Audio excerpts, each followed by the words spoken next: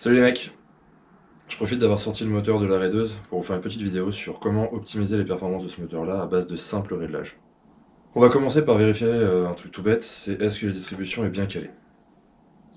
Ensuite on va regarder la pompe, parce que la pompe on peut la recaler par rapport à la distrib. Ensuite on va regarder une petite vis qui est plutôt intéressante qui permet au turbo de se déclencher plus tôt. On va regarder la richesse de la pompe, donc ça faut faire attention parce qu'il ne faut pas que ça fasse un gros nuage noir derrière, c'est quand même pas cool. Et pour finir, la surale. On va regarder comment augmenter la pression de turbo.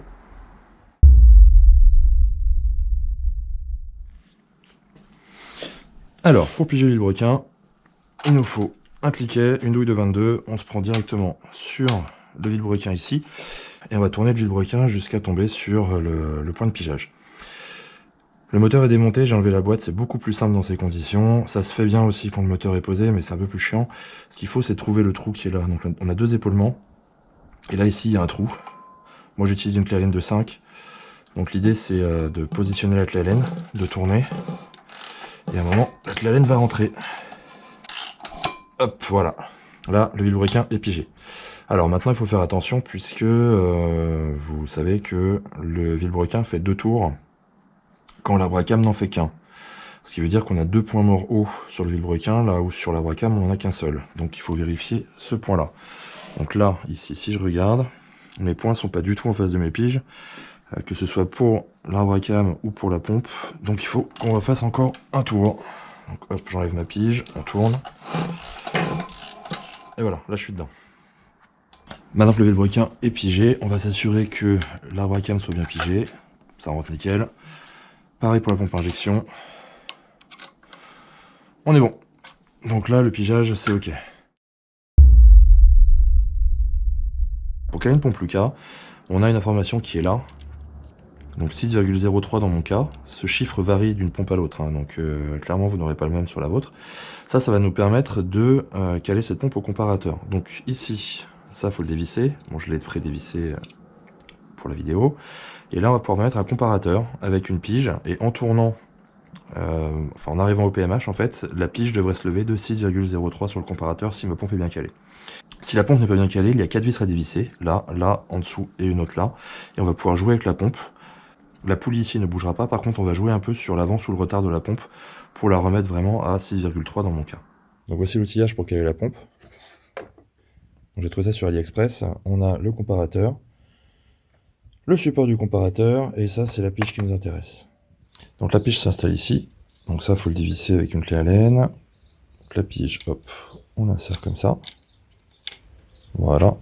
Et le comparateur et son support, ils viennent se poser par-dessus la pige. Donc hop, comme ça. Ça, on le serre pour pas que ça bouge. Donc le comparateur, il faut bien qu'il reste à 0. Donc on va le mettre embuté là-bas. Hop, on serre. Et quand on va tourner le moteur, il y a une pige dans la pompe qui va lever une autre pige, qui va venir pousser le comparateur, et qui va nous permettre de mesurer la valeur qui nous intéresse. Donc là, je remets ma pige, on va chercher le PMH. Hop, attention. Voilà, et là, normalement,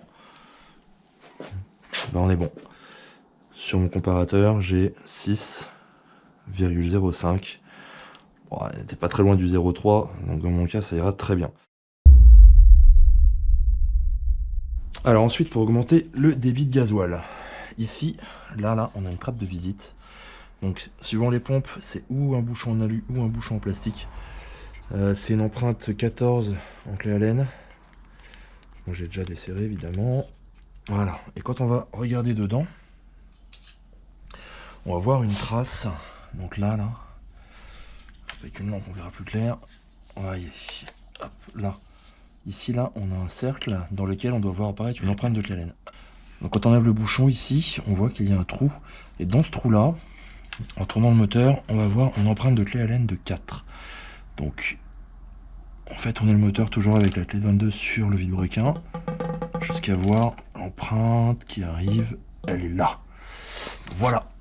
Et ici, on met la clé Allen. Voilà. Et cette clé Allen, il va falloir qu'on tourne d'un 1/8 de tour. Au-delà, ça va fumer. Bon, là, on va voir un peu mieux.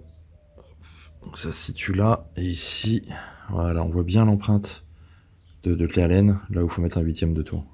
Petite précision, quand on enlève ce bouchon là, ça vidange la pompe, donc attendez-vous à avoir plein de gasoil partout, donc faites bien attention à ça.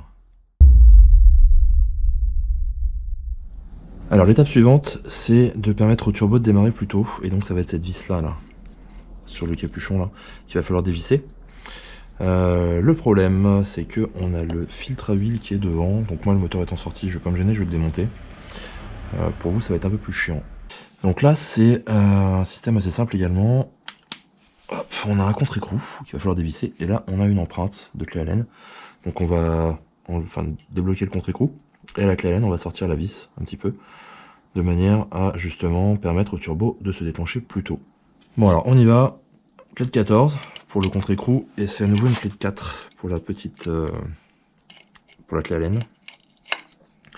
Donc clé de 14, on déverrouille. Voilà. Et la clé de 4, on va dévisser un peu cette vis. J'en ai profité pour passer la coupelle à la brosse là pour la rendre, enfin pour la nettoyer un peu parce qu'elle était vraiment dégoûtante.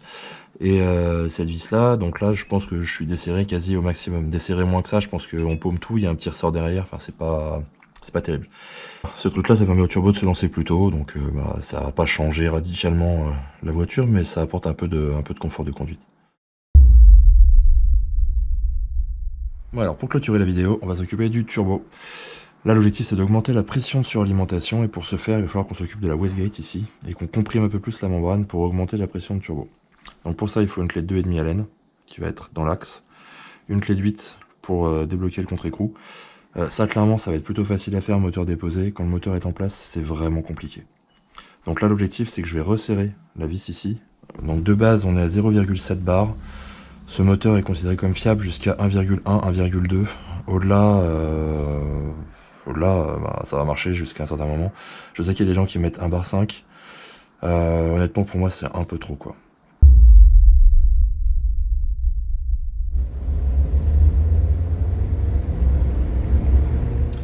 Voilà, bah on va s'arrêter là. Donc je suis à 1 bar de turbo, il y a la richesse qui a été augmentée, il y a la petite vis de réglage qui a défini la plage d'activité du turbo.